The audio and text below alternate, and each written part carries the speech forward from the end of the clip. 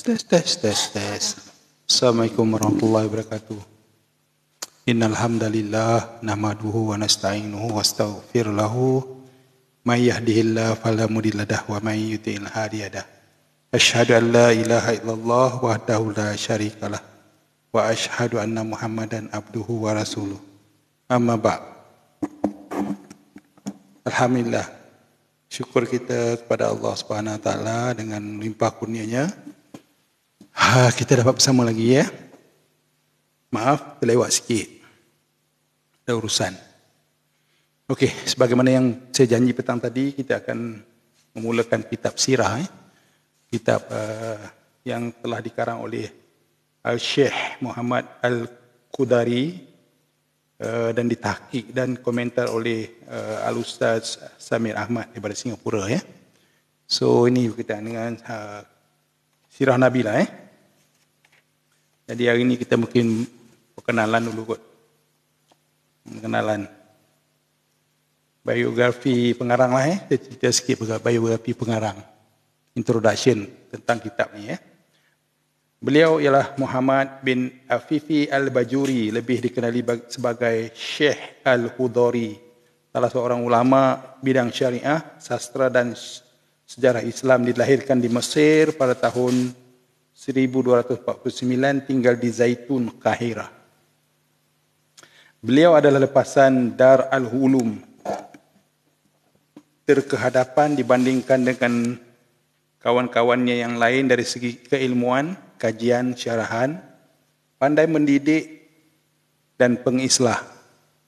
Sepanjang hidupnya beliau pernah menyandang jawatan yang pertama Qadi Mahkamah Syariah di Khartoum Ini dekat Mesir lah Ini ulama Mesir Tenaga pengajar di Madrasah Al-Qada Al-Syar'i Kahirah selama 12 tahun.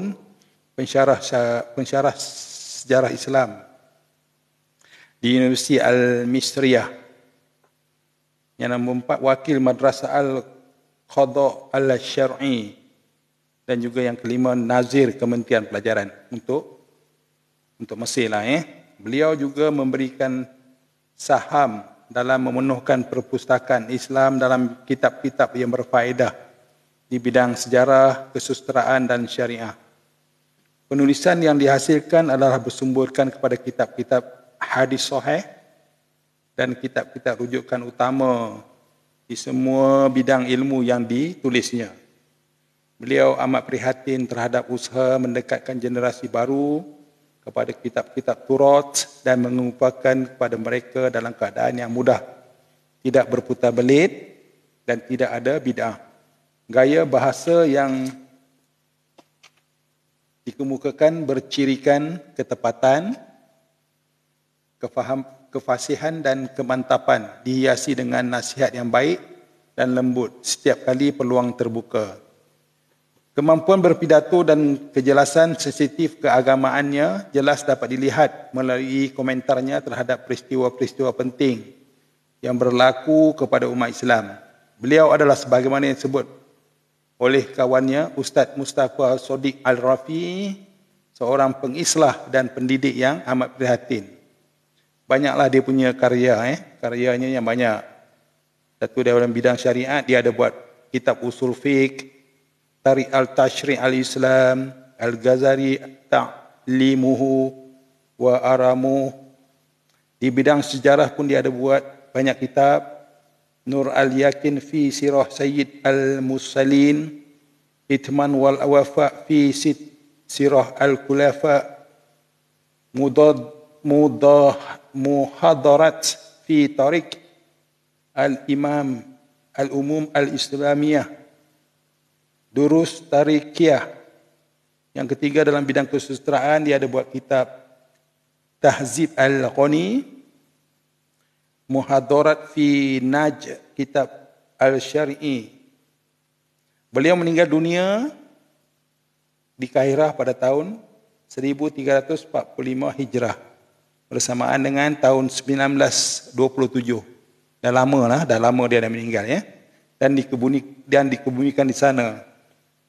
Semoga Allah Ta'ala membalas beliau dengan kebaikan disebabkan jasa yang dihulurkan kepada muslimin dan semoga Allah mengampunkan dosanya.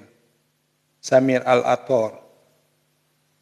Samir Al-Athar ni dia adalah Singaporean, seorang daripada Singaporean yang baguslah dalam menterjemahkan kitab-kitab ni.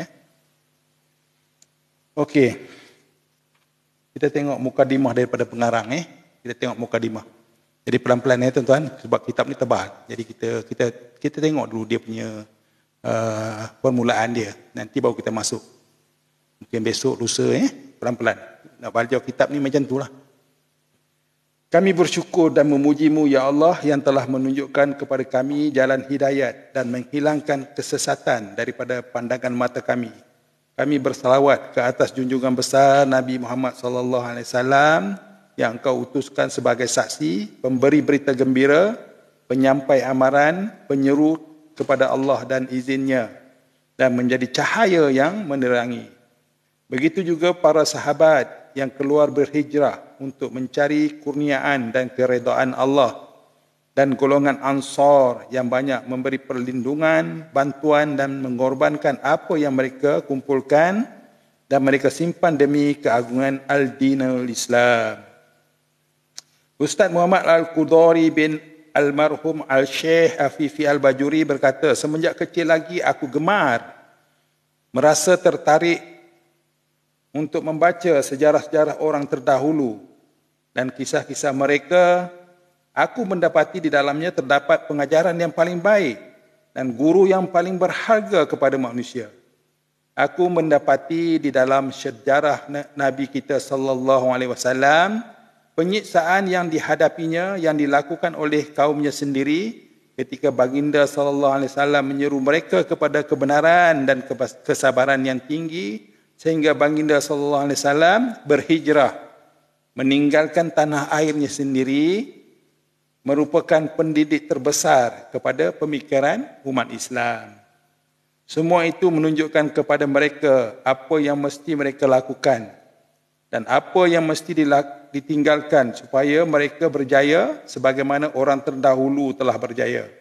Khususnya dalam perkara yang berkaitan dengan para penguasa sehingga berjaya menarik hati yang berjauhan dan mengikat hati yang berbagai-bagai karena.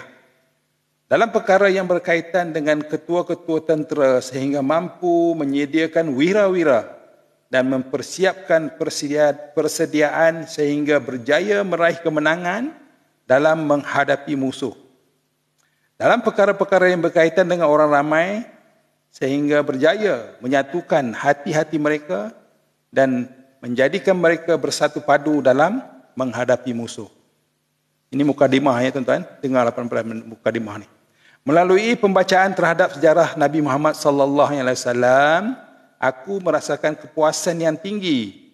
Hati kecilku menangisi sikap muslimin yang tidak memberikan perhatian kepadanya.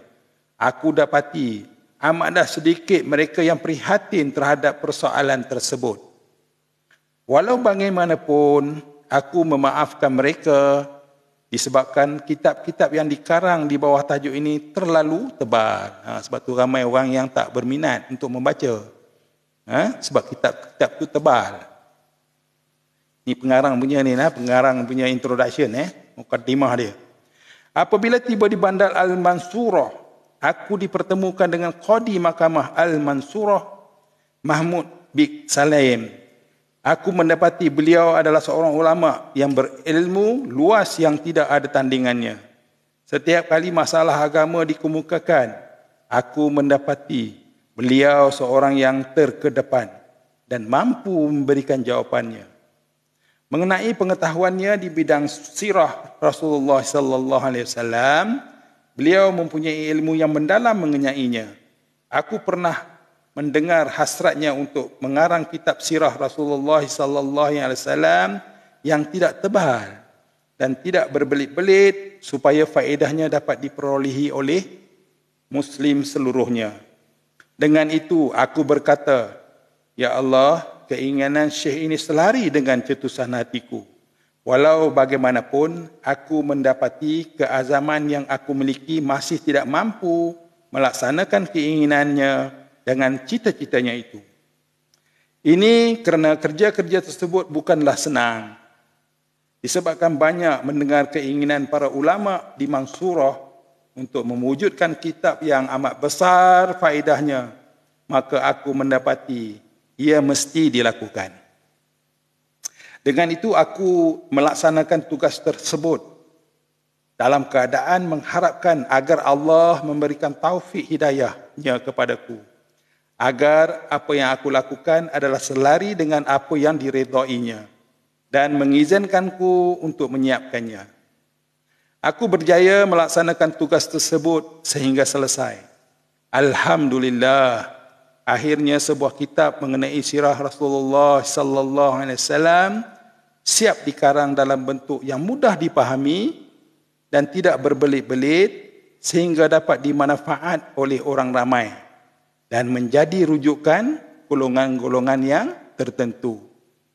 Sumber rujukanku dalam mengarang kitab ini ialah yang pertama Al-Quranul Karim.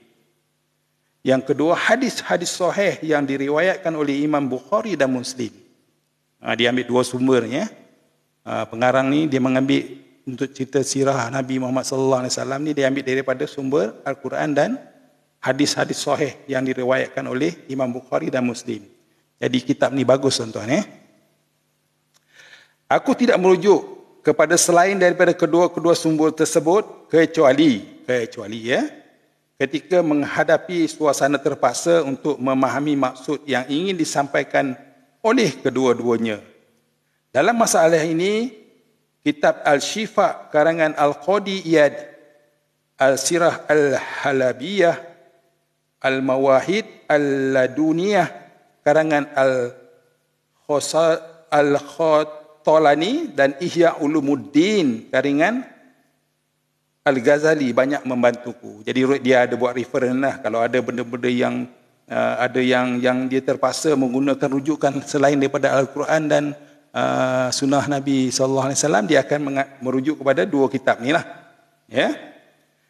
Buat akhirnya kami memohon kepada Allah yang luas pemberiannya agar memberikan taufik hidayat kepada para imam dan pemimpin kita yang mengikut jejak langkah junjungan besar Rasulullah sallallahu alaihi wasallam dan menghidupkan kembali petunjuk-petunjuk agama sehingga mereka mendapatkan pertolongan daripada Allah.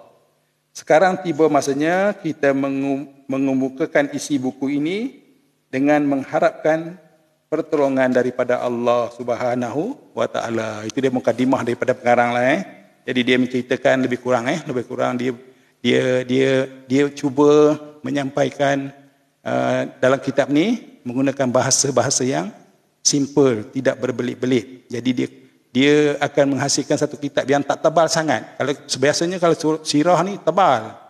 Waalaikumsalam. Ya, selamat malam. Jadi dia mukadimah tadi ni kita tengok pengarang dia kata dia cuba nak melahirkan satu kitab berkenaan dengan junjungan besar Nabi Muhammad sallallahu alaihi wasallam.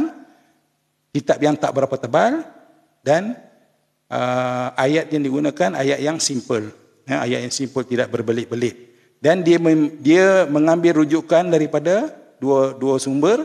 Yang pertama Al-Quranul Karim, yang kedua hadis sahih daripada riwayat Imam Bukhari dan Muslim. Jadi yang diambil yang sahih lah, referan yang sahih.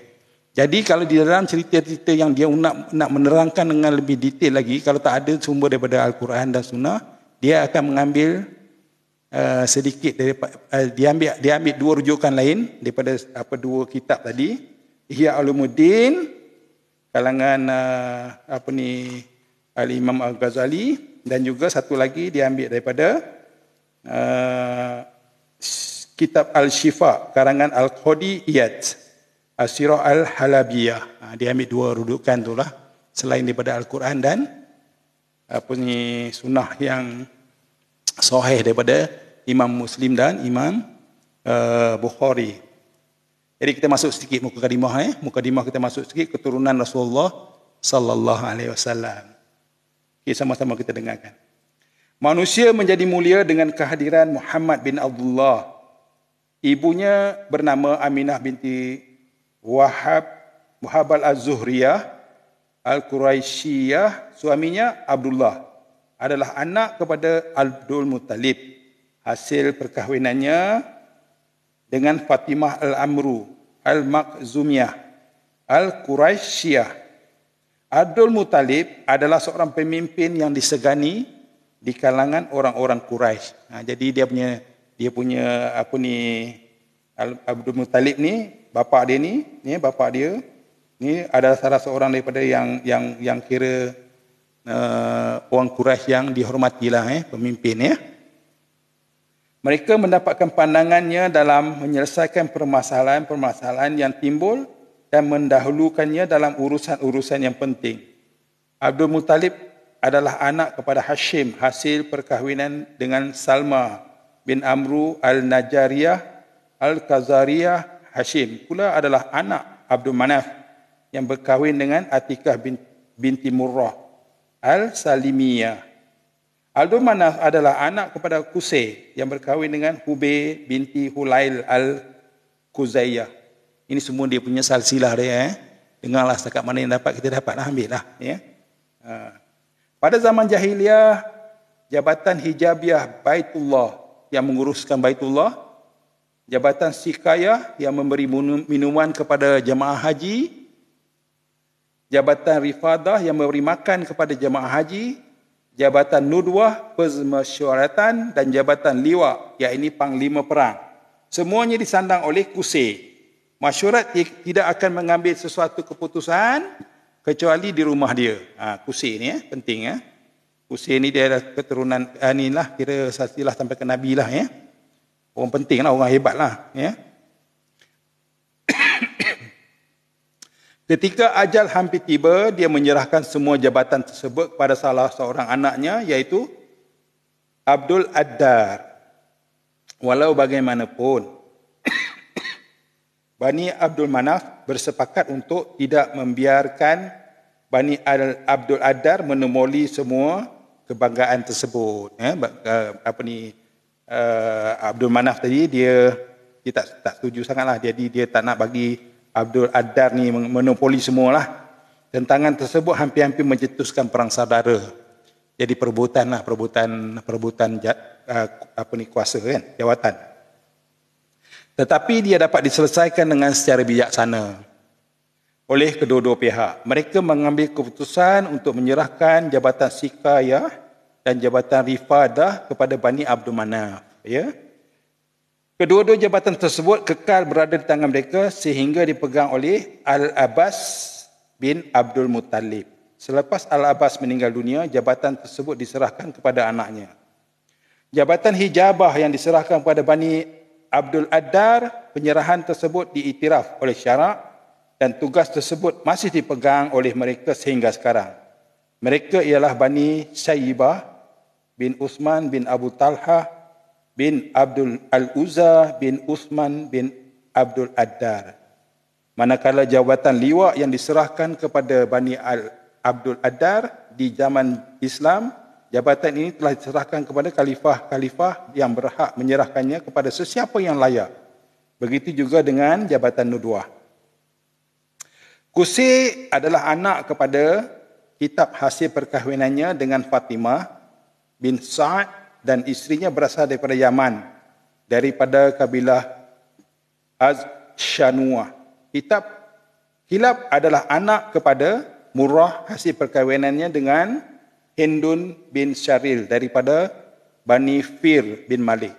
Murrah adalah anak kepada Ka'ab hasil perkahwinan dan Wasiyah binti Syaiban juga adalah Bani Fir. Ka'ab adalah anak kepada Luai hasil dari perkahwinan Ummu Ka'ab, iaitu Mawiyah binti Ka'ab. Jadi tuan-tuan dengar je lah ini jenis-jenis dia punya silsilah dia ya. Banyak sangat ni kita tak mampu hafal ya, dengar aje silsilah dia, keturunan Nabi ni ya. Mengikut pendapat majoriti yakni jumhur ahli sejarah, Fir adalah Quraisy lah ni ya, Quraisy mempunyai 12 kabilah orang-orang Quraisy, bangsa Quraisy ni mempunyai 12 kabilah. kabilah tersebut ialah Bani Abdul Manaf bin Qusay, Bani Abdul Addar bin Qusay, Bani Asad bin Abdul Uzza bin Qusay, Bani Zahrah bin Kilab, Bani Mahzum bin Yaqzah bin Murrah, Bani Ta'im bin Murrah, Bani Adi Ka'ab, Bani Syam bin Amru bin Husais bin Ka'ab, Bani Amir bin Luai, Bani Ta'im bin Khalid, dan yang tinggal di kota Mekah dipanggil sebagai Quraisy, kota. Yang mana tinggal di sekitar dipanggil Bani Quraisy, pendalaman. Ada dua-dua lah, ada dua bangsa Quraisy ni. Satu bangsa Quraisy bandar, satu bangsa Quraisy pendalaman. Fir adalah anak kepada Malik, hasil perkahwinannya dengan Jandalah binti Al-Haris daripada kabilah Jurhum. Malik adalah anak kepada Al-Nadar, hasil perkahwinannya dengan Atikah binti Adwan. Daripada kabilah Qais, Ailan Al-Nadar adalah anak kepada Kinanah, hasil perkahwinannya dengan Barrah bin Mur bin Ud. Kinanah pula adalah anak kepada Kazimah, hasil perkahwinannya dengan Uwanah Sa'ad binti Sa'ad daripada kabilah Qais Ailam. Salmah binti Aslam daripada kabilah Qado'ah. Murikah adalah anak kepada Ilyas, hasil perkahwinannya dengan Kindar. Seorang wanita yang menjadi contoh perbandingan dari segi kemuliaan dan keperkasaan. Ilyas adalah anak kepada Mudor, hasil perkahwinannya dengan Ar-Rabab binti Haidah bin Mu'id. Mudor anak kepada Nazar, hasil daripada perkahwinan dengan Saudah binti Ik. Nazar adalah anak kepada Mu'id, hasil perkahwinannya dengan Mu'anah bintu Jaus Yam daripada kabilah Jurhum. Mu'id adalah anak kepada Adnan.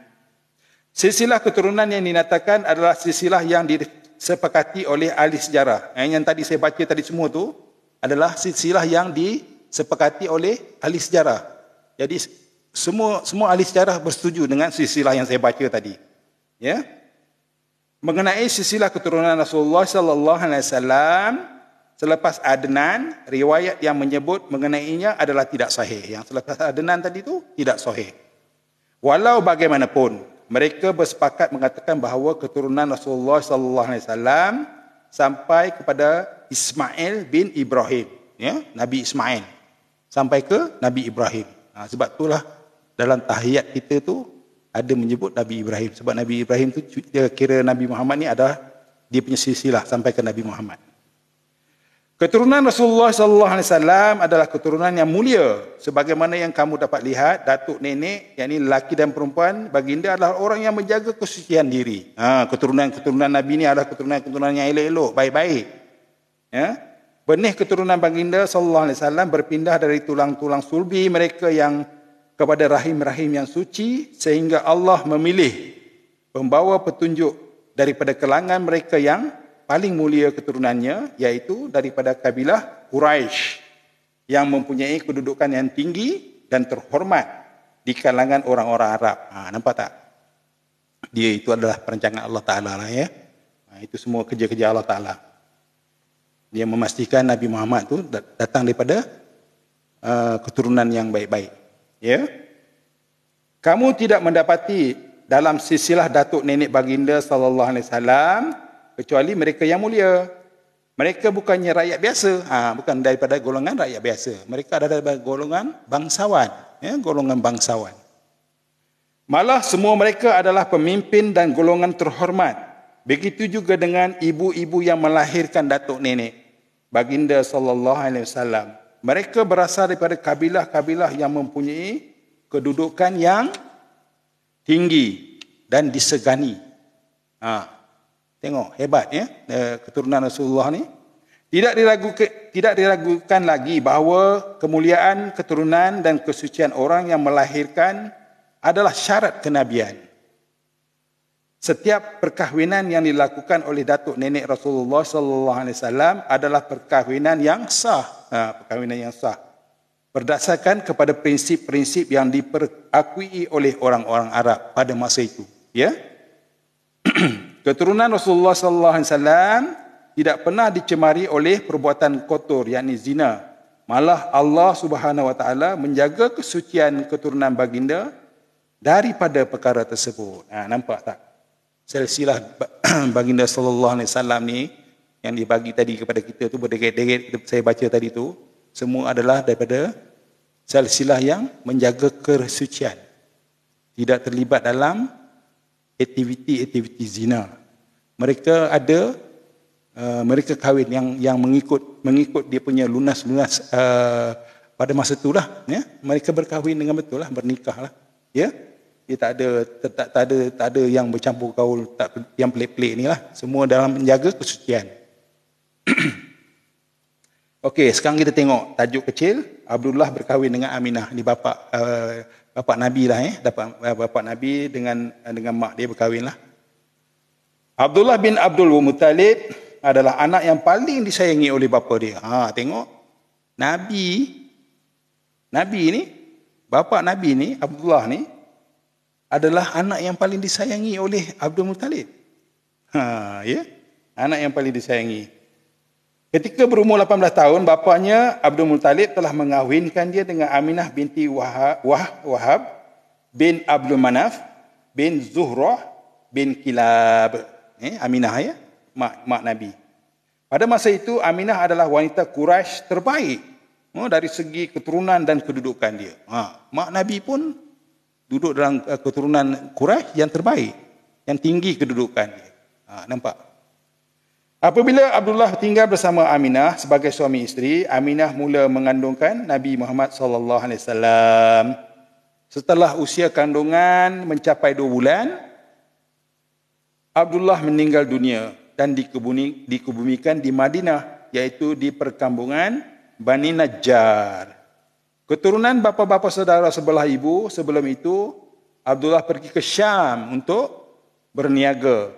Dalam perjalanan pulang, ketika sampai di Madinah, beliau meninggal dunia. Ya, jadi masa bapa Nabi ini meninggal, Nabi masih dalam perut lah, baru 2 bulan usia Nabi lah, dalam perut Aminah. Setelah tempoh masa mengandung tamat, Aminah melahirkan anaknya, yakni Nabi Muhammad sallallahu alaihi wasallam lah. Dunia merasa gembira dengan kelahiran anak tersebut, anak yang akan menyebarkan adab dan akhlak mulia ke seluruh pelosok dunia. Almarhum Mahmud Bashar Al-Falaki, siapa orang ni?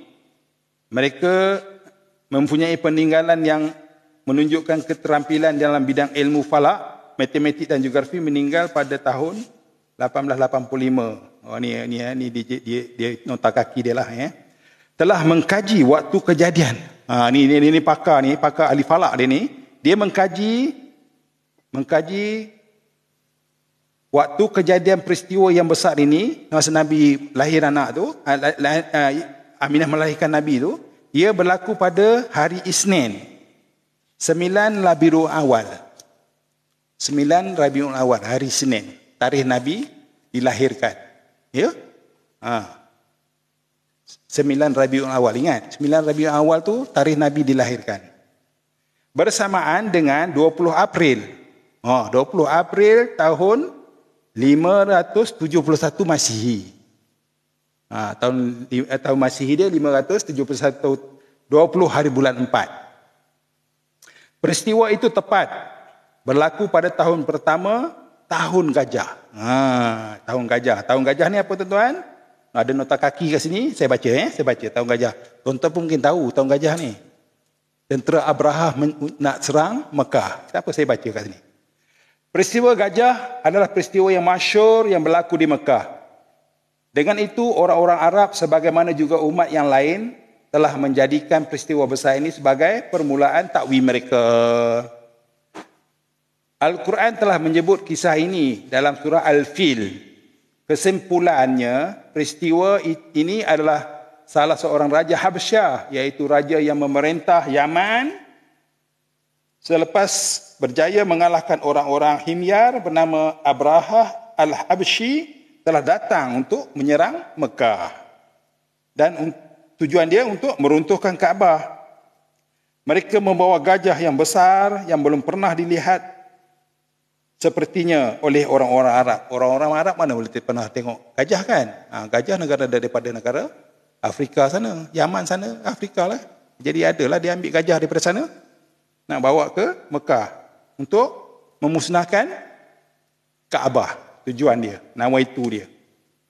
Demi memuliakan Nabi yang ditunggu-tunggu kedatangannya dan penjagaan yang sempurna terhadap Kaabah, Allah telah menjadikan tindakan tersebut sebagai sia-sia. Kalau kita tengok dalam surah Al-Fil, apa yang berlaku? Burung-burung tersebut melemparkan mereka dengan batu daripada sejenis tanah yang dibakar keras. Lalu dia menjadikan mereka hancur luluh seperti daun-daun yang dimakan ulat. Dengan itu orang-orang Quraisy tidak perlu berpenat lelah untuk menghadapi tentera Abraha ni. Allah Ta'ala hantar burung. Burung yang membawa batu yang panas tu, dicampaknya ke bawah ke tentera Abraha ni. Jadi bila dia orang tu kena dengan batu-batu panas ni, habis semua, hancur lebur. Macam daun-daun yang dimakan ulat. Tu diceritakan dalam surah Al-Fil tu. Baca surah Al-Fil. Itulah menceritakan bagaimana tentera daripada Habasyah itu telah dimusnahkan oleh Allah Subhanahu Wa Taala. Okey, baik, kita sambung lagi ya. Rasulullah sallallahu alaihi wasallam dilahirkan di rumah Abu Talib di perkampungan Bani Hashim. Bidan yang menyambut kelahiran baginda ialah Al-Shifa, ibu Abdurrahman bin Auf. Abdurrahman bin Auf, ibu dia yang menyambut Nabi sallallahu alaihi wasallam. Apabila baginda dilahirkan, ibunya menghantar berita gembira tersebut kepada datuk dia, yakni Abdul Muttalib. Dia datang dengan penuh kegembiraan dan menamakan baginda dengan nama Muhammad. Nama Muhammad bukanlah nama yang masyhur di kalangan orang Arab. Pada masa itu tak berapa, tak masyhur lah kan. Tapi taklah Allah Ta'ala, mungkin Allah Ta'ala yang gerakkan datuk dia untuk menamakan Muhammad tu ya. Bukanlah nama yang masyhur Walaupun begitu, Allah ingin melaksanakan ketentuannya yang telah dinyatakan dalam kitab Samawi yang diturunkan kepada para nabi sebelum iaitu seperti kitab Taurat. Apa kitab Taurat ni tuan-tuan? Kita tengok nota kaki nota kaki 11, tengok. Allah berfirman dalam Al-Quran bermaksud, dan ingatlah ketika Nabi Isa ibnu Maryam berkata, "Wahai Bani Israel, sesungguhnya aku adalah utusan Allah kepadamu, membenarkan kitab yang turun sebelumku, iaitu Taurat, dan memberi kabar gembira mengenai seorang rasul yang akan datang selepasku, dan namanya Ahmad ataupun Muhammad." Ini tengok dalam surah Al-Saff ayat yang 6, ayat ke-6 ada menyebutkan benda ni. Jadi begitulah cerita dia. Dan dengan itu Allah mengilhamkan kepada Datuk Baginda supaya menamakan baginda dengan nama Muhammad. Jadi kita pun panggil Nabi kita Nabi Muhammad. Wanita pertama yang mengasuhnya ialah Ummu Aiman, iaitu Barakah Al-Habasyah. Siapa ni Barakah Al-Habasyah? Tengok nota kaki 12. Nama sebenarnya ialah Barakah binti Ta'labah bin Amru. Bukannya Barakah Al-Habsyah sebagaimana yang disebut oleh pengarang. Beliau dikahwini oleh Ubaid bin Zaid bin Amru daripada kabilah Khazraj dan melahirkan Aiman bin Ubaid. Aiman adalah di antara tentera Muslim yang tetap berperang dalam peperangan Hunain hingga mati syahid. Selepas suami Barakah meninggal, beliau dikahwini oleh Zaid bin Harisah dan melahirkan Usamah bin Zaid. Ini dia bagi penerangan Hamba perempuan kepunyaan bapa Rasulullah sallallahu alaihi wasallam. Yang tadi ni, apa nama dia? Ummu Aiman, iaitu Barakah Al-Habsyah ni tadi, dia merupakan hamba kepada bapa Rasulullah sallallahu alaihi wasallam. Orang pertama yang menyusukan baginda sallallahu alaihi wasallam ialah Suwaibah, hamba perempuan Abu Lahab. Nah, Suwaibah ni dia menyusukan Nabi. Dia adalah hamba kepada Abu Lahab. Kita tengok nota kaki ni. Suwaibah ni, tengok nota kaki nombor 13. Beliau menyusukan Rasulullah sallallahu alaihi wasallam sebelum Halimatun Sa'diyah datang mengambil baginda untuk disusukan. Nah, sebelum Halimatun Sa'diyah tu, ibu susu yang nombor 2, yang pertama ni apa ni, orang anak ni hamba perempuan Abu Lahab lah. Suwaibah ni. Sebelum Halimatun Sa'diyah ambil. Ketika di Madinah, Rasulullah sallallahu alaihi wasallam sentiasa memuliakannya sehingga beliau meninggal dunia. Ni kalau masa dekat Nabi, masa Nabi dekat Madinah, Nabi selalu memuliakan mak dia ni lah, mak angkat dia ni, ya, Halimatun Sa'diyah ni. Ya, sebab Halimatun Sa'diyah ni di samping dia menyusukan Nabi Muhammad, dia juga menyusukan Hamzah, bapa saudara Nabi, Hamzah, Abu Salamah bin Abdul Asad. 3 orang lah, 3 orang. Halimatun Sa'diyah ni menyusukan 3 orang. Jadi mana Nabi, bapa saudara dia Hamzah dan juga Abu Salamah. Ni 3 orang ni Halimatun Sa'diyah yang susukan semasa mereka kecil lah. Ya? Okey, kita masuk ke tajuk kecil, penyusuan. Apa itu penyusuan? Menjadi tradisi kehidupan orang-orang Arab. Mereka akan mencari wanita-wanita pendalaman yang akan menyusukan anak-anak mereka. Jadi orang-orang Quraisy yang duduk dekat bandar ni, dekat Mekah ni, biasanya dia akan pergi mencari orang-orang Quraisy yang pendalaman. Dia akan cari, tengok orang tu, ya, bagus orang dia, apa semua. Dia suruh menyusukan anak-anak dia. Ini dilakukan dengan harapan anak-anak tersebut membesar dengan keadaan yang mulia. Duduk kat kampung kan. Mereka berpendapat wanita pengasuh di bandar adalah pemalas. Subhanallah. Yang mana yang Mekah dan bandar ni kira dia orang klaim malas lah, dan tidak kuat semangat. Jadi kita kena hantar anak-anak kita pergi menyusu dekat orang Quraisy kampung. Orang Quraisy kampung ni lebih dia orang lebih baik, apa macam-macam lah, sifat kasih sayang dia, rajin, macam tu lah. Jadi dia nak anak-anak dia pun jadi macam tu. Beberapa orang wanita daripada Bani Sa'd dan Bak datang ke Mekah untuk mencari anak-anak yang akan disusu. Wanita bertuah yang mendapat menyusukan anak yang mulia ini ialah Halimatun bin Abu Zu'aib Al-Sa'diyah. Itu yang panggil Halimatun Sa'diyah tu, kan. Suaminya bernama Abu Kabsyah. Nama tersebut digunakan oleh orang-orang Quraisy ketika hendak mengejek. Nabi Muhammad sallallahu alaihi wasallam, mereka berkata ini adalah anak Abu Kabsyah yang bercakap dari langit.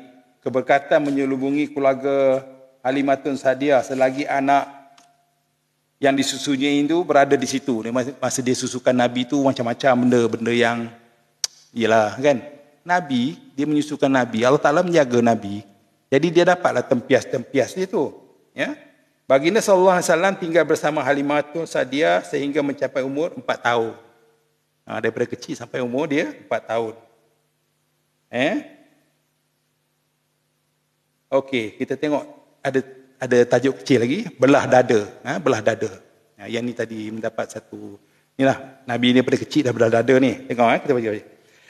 Ketika berada bersama-sama keluarga Halimatun Sa'diyah, satu peristiwa besar telah berlaku, iaitu peristiwa pembelahan dada Rasulullah sallallahu alaihi wasallam untuk mengeluarkan bahagian syaitan yang terdapat di dalamnya. Peristiwa tersebut menjadikan Halimatun Sa'diyah takut. Halimatun Sa'diyah nampak malaikat Jibril belah dada Nabi Muhammad. Kan, dia nampak. Jadi dia takut. Lalu dia mengembalikan Rasulullah sallallahu kepada ibunya. Halimah menceritakan kepada ibunya ketika Muhammad dan saudara-saudaranya sedang bermain-main di kawasan peliharaan kambing di belakang rumah kami. Tiba-tiba saudara-saudaranya datang mengadu kepadaku dan suamiku. Saudara saya berbangsa Quraisy telah dibawa oleh 2 lelaki berpakaian putih. Mereka telah membaringkannya dan membelah perutnya sambil memasukkan tangan-tangan ke dalam perutnya. Selepas itu, aku dan suamiku mencarinya. Kami mendapati muka Muhammad pucat. Dia tengok Nabi Muhammad, muka dia pucat. Selepas peristiwa itu, aku dan suamiku sentiasa bersamanya. Lepas peristiwa itu, Halimatus Sa'diyah dengan suami dia sentiasa menjaga Nabi lah. Takut benda yang sama berlaku. Ya? Kami bertanya kepada Muhammad, apakah yang telah berlaku kepadamu, wahai anakku? Muhammad menjawab, 2 orang lelaki berpakaian putih telah datang berjumpaku. Salah seorang daripada mereka berkata, kanak-kanak inikah yang kita cari? Kawannya menjawab, ya. Maka mereka memegang, membaring dan membelah perutku. Mereka mengeluarkan sesuatu dan mencampakkannya. Aku tidak mengetahui apakah benda itu. Itu yang Nabi cerita kepada Halimatus Sa'diyah. Dia kata ada 2 orang lelaki yang berpakaian putih. Yang seorang tu tanya, inikah budak dia? Yang seorang jawab, inilah budak dia. Jadi dia ambil je Nabi Muhammad, dia lentangkan di atas batu sebenarnya, di atas batu dan membaring dan membelah perut dia dan mengeluarkan sesuatu daripada dalam organ dia lah, dan mengeluarkan dan mencampakkan benda tu. Maksud dia tak diceritakan apa benda tu. Wallahu alam apa yang dia dicampak tu. Okey. Kita teruskan lagi kepada tajuk yang lebih tajuk besar sikit, kematian Aminah dan Abdul Muttalib. Dia bapa dia memang tak ada, tinggal mak dia kan. Jadi Halimatus Sa'diyah serahkan Nabi Muhammad kepada Aminah semula selepas peristiwa Nabi Muhammad dibelah dada tu sebab takut kan. Jadi serahkan balik kepada Aminah. Kehadiran Rasulullah SAW tinggal bersama ibunya Aminah. Aminah membawa baginda SAW ke Madinah untuk menziarahi bapa-bapa saudara ayahnya, iaitu Bani Adi bin Najjar. Dia bawa Nabi Muhammad ke Madinah lah, jumpa dengan bapa-bapa saudara dia. Sebelah mak dia lah. Ini kalau sebelah Madinah sebelah mak dia, sebelah Aminah kan. Kalau Mekah sebelah Abdullah bapa dia. Jadi dia bawa bertemu dengan bapa-bapa saudara dia dekat Madinah, iaitu Bani Adi bin Najjar. Ketika dalam perjalanan pulang, jadi nak balik ke Mekah, Aminah ditimpa sakit dan meninggal di Abwa. Apa ni Abwa 18? Nama sebuah perkampungan yang terletak di antara Mekah dan Madinah. Ia hampir kepada Madinah. Ya, Abwa ni satu tempat di antara Mekah dan Madinah, satu kampung lah. Tapi dia dekat sikit ke Madinah. Selepas itu Rasulullah SAW berada di bawah jagaan Ummu Aiman yang ditanggung oleh datuk dia Abdul Muttalib. Jadi Abdul Muttalib ni sayang kat Nabi lah. Dia mencurahkan kasih sayang kepada baginda melebihi kasih sayang yang dicurahkan kepada anak-anak dia. Pada Hamzah kan bapa saudara Nabi kan. Itu anak kepada inilah. Jadi dia sayang Nabi ni lebih pada anak dia. Oleh kerana dia dapat melihat tanda-tanda yang menunjukkan bahawa Nabi Muhammad ni mempunyai masa depan yang gemilang. Datuk dia pun nampak Nabi ni. Waalaikumsalam. Dia benda datuk dia pun nampak dekat cucu dia ni. Cucu dia ni nampak macam ini ada harapan ni, cucu aku ni masa depan macam cerah je ni. Kan? Macam tu dia tengok orang yang baik, lemah lembut apa semua kan. Jadi dia tengok ini ada chance jadi orang yang hebat. Ada masa depan yang gemilang. Abdul Muttalib amat memuliakan baginda Rasulullah sallallahu alaihi wasallam. Datuk dia pun sendiri memuliakan dia. Mungkin Nabi daripada kecil lagi dah memang baik orangnya. Nampak tingkah laku, perwatakan Nabi itu sampai datuk dia pun respect dengan dia. Ya.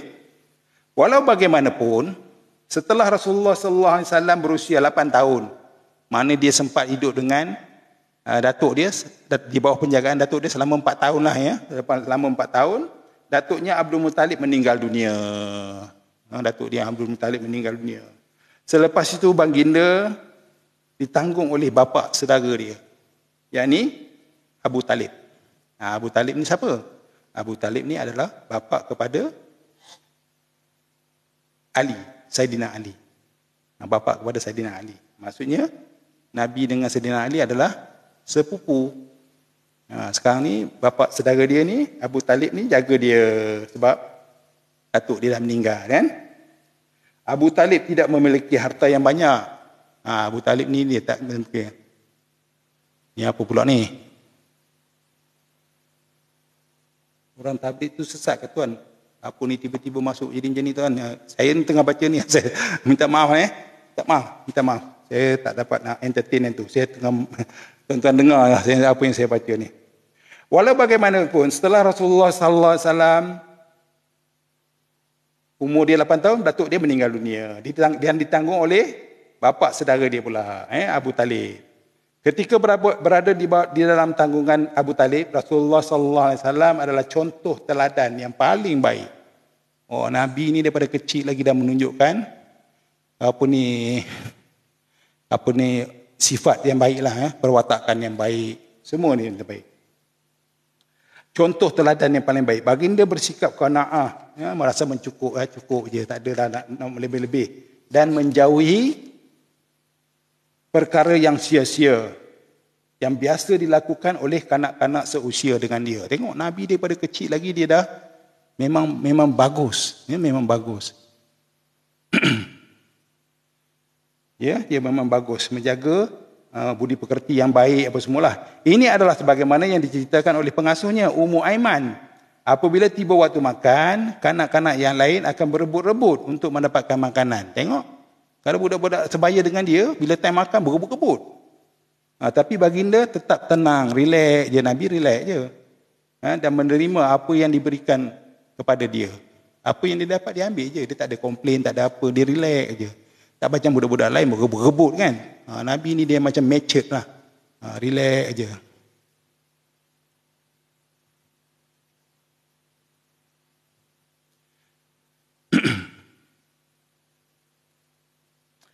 Bermusafir ke Syam.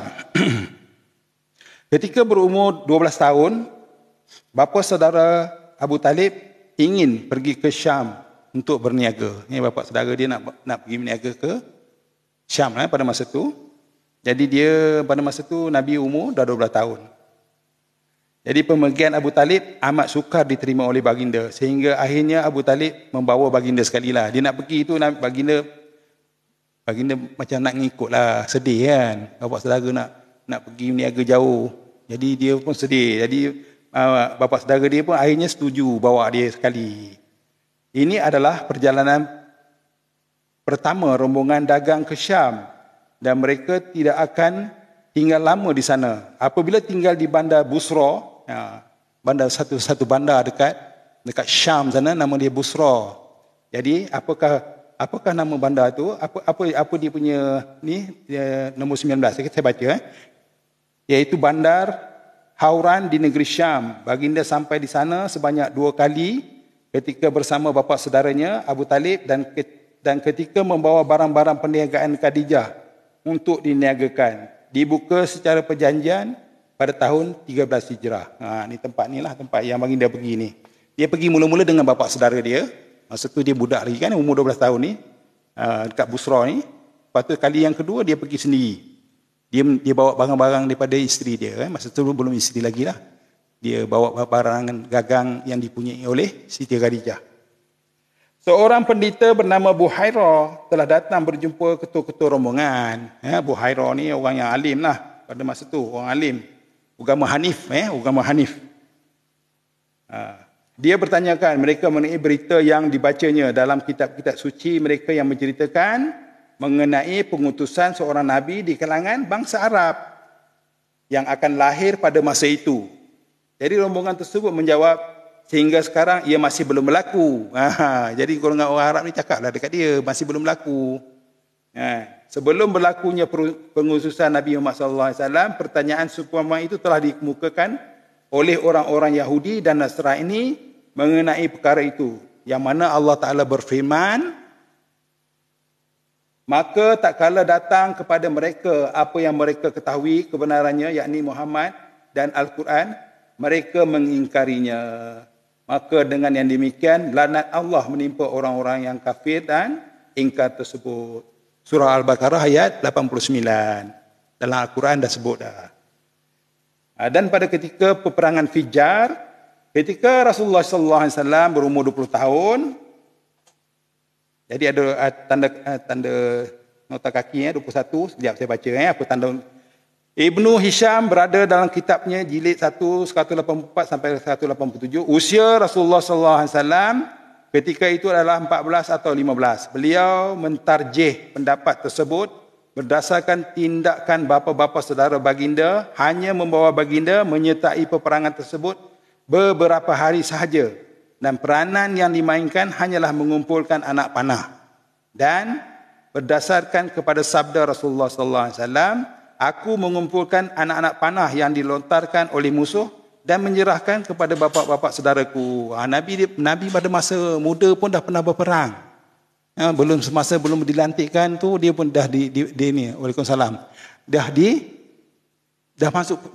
masuk umur 20 tahun dia dah pernah berperang. Dia apa kerja Nabi? Kerja Nabi kalau orang pasukan lawan tu lontar anak panah tu tak kena orang, Nabi pungut anak busur itu, pungut bagi kat bapak saudara dia. Dia orang guna baliklah, macam itulah cara dia, ya. Peperangan Fijar meletus. Peperangan tersebut berlaku di antara kabilah Kinanah yang mendapat sokongan Quraisy dan kabilah Qais. Punca meletusnya peperangan ini ialah Al-Nu'man bin Al-Munzir, yakni Raja Arab di Hirah, mempunyai barang-barang perniagaan yang dihantar ke pasar Ukaz setiap tahun. Ketika menghantarnya, Al-Nu'man melantik seorang lelaki yang kuat dan perkasa serta dihormati oleh kaumnya sebagai ketua rombongan untuk mengawal rombongan dagang. Pada suatu hari, dia duduk bersama Al-Barat Al-Qais Al-Kanani, seorang pembunuh, dan melakukan sesuatu berdasarkan nafsu serta dipulau oleh kaumnya disebabkan oleh kejahatan dia. Jadi benda-benda macam ni lah dia orang ada komplot komplot. Dan Urwah bin Utbah An-Nu'man berkata, siapakah yang akan melindungi harta perniagaan aku ini sehingga ia sampai ke pasar Ukaz? Al-Barat menjawab, aku akan menghantarnya untuk dijual kepada Bani Kinanah. An-Nu'man berkata, aku mahu harta perniagaan ini dijual kepada semua orang. Urwah berkata, kamu melakukan perkara yang tidak keji. Adakah kamu mahu harta kamu dibawa oleh anjing yang jahat? Biarlah aku membawanya untuk dijual kepada semua ketua kaum dan penduduk Khayshum, iaitu penduduk di daerah Najd dan Tihamah. Al-Bara berkata, adakah kamu akan membawanya kepada kabilah Kinanah? Wahai Urwah? Urwah menjawab, aku akan membawa kepada semua orang. Jadi Al-Bara tadi merasa sakit hati. Dia rasa sakit hati. Dia suruh pada orang-orang tertentu aja, tapi yang kawan ni tadi dia bawa kepada semua orang. Dia bagi perniagaan tu dijual kepada semua orang. Al-Bara merasa sakit hati dan mencari-cari peluang untuk melaksanakan niat jahatnya. Peluang tersebut diperolehi apabila Urwah keluar membawa dagangan. Al-Barat membunuh secara licik. Al-Barat menghantar utusan kepada kaumnya, yakni kabilah Kinanah, untuk memberitahu apa yang berlaku dan memberi amaran terhadap pembelaan yang akan dilakukan oleh kabilah Qais, iaitu kaum Urwah. Setelah mendapat berita pembunuhan Urwah, kabilah Qais mula berdendam dan ingin menuntut bela di atas kematian itu. Mereka bertemu dengan kabilah Kinanah dan Quraisy di Naklah. Di sana pertempuran berlaku. Ketika peperangan memuncak dan kabilah Qais begitu bersemangat, orang-orang Quraisy berselindung di tanah suci Makkah. Ketika itu Nabi Muhammad SAW bersama mereka. Selepas itu Qais berkata kepada musuhnya, kami tidak akan membiarkan darah Urwah mengalir tanpa pembelaan. Kita akan bertemu semula tahun hadapan di Ukaz. Lalu mereka pulang ke negeri mereka dan mengapi-ngapikan semangat di antara mereka. Jadi bila dia orang pergi ke Mekah tu dia tak serang lah, cuma dia warning je lah. Ya? Dia kata akan berjumpa lagi pada tahun hadapan dekat sana lah, dekat tempat yang peperangan tadi. Apabila tiba waktu yang dijanjikan, kabilah Qais mengumpulkan kekuatan dia. Mereka dibantu oleh kabilah Thaqif dan selainnya. Quraisy juga mengumpulkan kekuatan yang terdiri daripada kabilah Kinanah dan Al-Habish.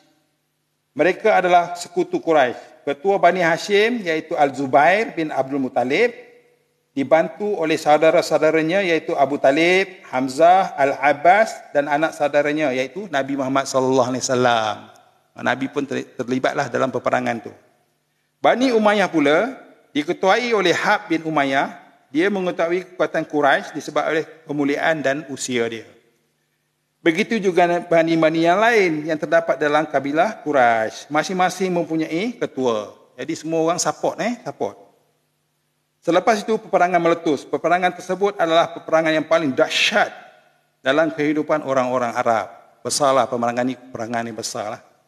Oleh kerana banyak kehormatan Mekah yang merupakan tempat suci di sisi orang-orang Arab dicerobohi di dalam peperangan tersebut, maka mereka menamakan peperangan itu peperangan Fijar. Yang betulnya ialah disebabkan mereka menghalalkan, yakni membolehkan peperangan berlaku di bulan-bulan haram. Sebelum tu bulan haram dia orang tak benarkan peperangan. Pada peperangan Fijar ni, peperangan itu tak berlaku di Mekah, tapi berlaku di tempat lain. Ya. Dalam peperangan tersebut, kabilah Qais hampir-hampir mengalami kekalahan. Sebahagian daripada sekutunya telah mengaku kalah, tetapi keadaan tersebut dapat diselamatkan dengan kemunculan mereka yang mencadangkan supaya dimeterai perjanjian. Sebelum nak kalah tu dia, stop. Kita buat perjanjian. Perjanjian tersebut menyebut bahawa tentera yang terbunuh daripada kedua-dua belah pihak hendaklah dikira. Kira yang terbunuh tadi, kira mana-mana kabilah mengalami kerugian jiwa yang paling banyak, mereka hendaklah menerima pembayaran diat daripada bilangan yang lebih.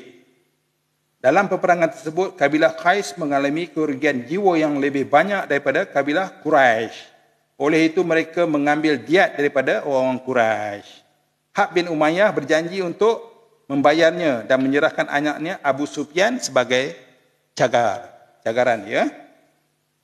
Begitulah berakhirnya peperangan di kalangan orang-orang Arab yang pada kebiasaannya bermula dengan perkara-perkara kecil saja. Perkara-perkara kecil ya. Tapi orang Arab ni dulu selalu bergaduh. Sampai berperanglah. Itu yang masalahnya.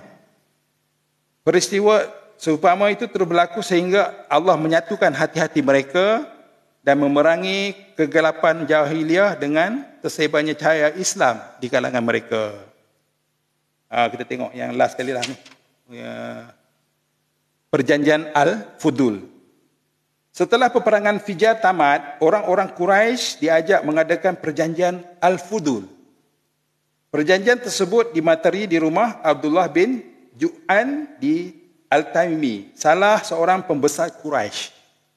Jadi dibuat dekat situ lah, dekat rumah Abdullah bin Ju'an. Mereka menyertai perjanjian ini adalah Bani Hashim, Bani Muttalib, Bani Asad bin Abdul Al-Uzza, Bani Zuhrah bin Kilab, Bani Ta'im bin Murrah. Mereka berjanji untuk memastikan tidak seorang pun yang dizalimi di kota Mekah, sama ada penduduknya atau orang lain yang datang ke situ. Sekiranya berlaku kezaliman, mereka akan bersama-sama menghapuskannya. Jadi orang buat perjanjian lah. Dan antara suku-suku ni semua dia orang buat perjanjian. Rasulullah sallallahu alaihi wasallam menghadiri perjanjian ini bersama-sama bapa-bapa saudara dia. Baginda bersabda selepas dilantik menjadi sebagai rasul, aku telah menghadiri perjanjian di rumah Abdullah bin Al-Judan bersama dengan bapa-bapa saudaraku. Ini dia cerita baliklah, Nabi cerita balik kepada sahabat-sahabat. Ia lebih aku sukai daripada unta merah. Maksud apa? Maksud dia lebih suka benda yang tadilah, yang mereka tu berjanji mengadakan perjanjian tu. Lebih daripada unta merah. Unta merah ni makna sesuatu yang diberi kekayaan lah. Unta merah ni mahal, ya? Unta yang baik. Sekiranya di zaman Islam aku diajak melakukan perkara yang sama, nescaya aku menyahutnya. Ini disebabkan Rasulullah sallallahu alaihi wasallam diutuskan untuk menyempurnakan akhlak, dan perjanjian tersebut adalah sebahagian daripada dia. Itulah Nabi suka tu. Kalau perjanjian tu untuk mendamaikan, Nabi suka. Berperang Nabi tak suka. Tapi untuk mendamaikan masing-masing menjadi satu ni Nabi suka. Yang diutuskan menyempurnakan akhlak, dan perjanjian tersebut adalah sebahagian daripadanya. Islam banyak mengiktiraf perkara yang seumpama dengan itu. Perjanjian-perjanjian ni biasanya Islam memang iktiraf. Dia tak nak perang, perangan tak nak. Kita kalau boleh kita berbincang, bermusyawarah dan mendapat satu solusi. Pengertian ini dapat difahami daripada sabda Rasulullah sallallahu alaihi wasallam, aku diutuskan untuk menyempurnakan akhlak yang mulia. Rasulullah sallallahu alaihi wasallam sendiri mengajak orang ramai mengadakan perjanjian seumpama itu. Dengan itu mereka disedarkan dengan hakikat sebenar pengutusan. Jangan nak berperang aja, sikit-sikit nak berperang. Jadi kalau boleh dengan cara yang berhemah ni lagi bagus. Meeting kan, dapatkan solusi yang baik supaya tidak berlaku peperangan. Macam itulah Nabi punya. Sebab Nabi ni dilahirkan untuk memberi kedamaian kepada dunia ni, bukan untuk kerosakan kepada dunia. Jadi setakat itu dulu pada malam ni mukadimah kita. Mukadimah kepada kitab Sirah Rasulullah sallallahu alaihi wasallam. Jadi saya akan sama-sama kongsi setiap malam selepas Isyak. Jadi kebiasaannya dalam pukul 10 yang itulah, tapi tadi ada urusan lain, jadi saya lambat sikit. InsyaAllah besok kalau dapat, saya cuba pukul 10 ataupun paling lewat pun dalam 10 suku macam itulah, ya. InsyaAllah. So jadi terima kasih pada semua yang sudi duduk dengar cerita. Saya pun suara dah pecah ni. Alhamdulillah, mukadimah kita dah berjaya sedikit sebanyak. Mudah-mudahan tuan-tuan dapat mengambil apa yang dapat yang berkenaan dengan junjungan besar kita Nabi Muhammad sallallahu alaihi wasallam. Terima kasih kerana hadir dan terima kasih kerana like 2.2 tu okeylah tu. Saya tak payah nak suruh tap-tap apa ni lagi lah. Lagi satu, saya tak berapa gemar yang macam apa yang komen-komen TikTok tak apa benda tu. Jadi kalau saya tengah membaca kitab, insya-Allah saya tak ada tengoklah benda-benda tu. Saya akan meneruskan pembacaan kitab dia. Saya tak nak mengganggu kita punya majlis lah. Jadi kalau siapa-siapa yang nak mengomen-ngomen tu, saya tak tengok sangat pun. Jangan marah pula kalau saya tak tengok. Jadi mudah-mudahan apa yang saya kongsikan ni memberi sedikit manfaat kepada tuan-tuan dan perempuan semua. Mudah-mudahan kita ni kena tahu apa itu Nabi kita, macam mana cerita tentang dia, kena tahu. Jangan tak tahu, kan? Kita kena tahu. Jadi sirah ni adalah salah satu daripada pembacaan yang baik untuk kita mengimprovekan knowledge kita tentang junjungan besar kita Nabi Muhammad sallallahu alaihi wasallam. Jadi terima kasih kerana sudi bersama-sama mendengar pembacaan kitab ni. Mudah-mudahan Allah Taala memberi keredaan lah atas majlis kita ni. Jadi kita tamatkan dengan tasbih kifarah dan surah. Subhanakallah wa bihamdika asyhadu an la ilaha illa anta astaghfiruka wa atubu ilaik. Bismillahirrahmanirrahim. Wal 'as innal insana lafi khusr illa allazina amanu wa 'amilus solihati wa tawassaw bil haqq wa tawassaw bis sabr. Assalamualaikum warahmatullahi wabarakatuh.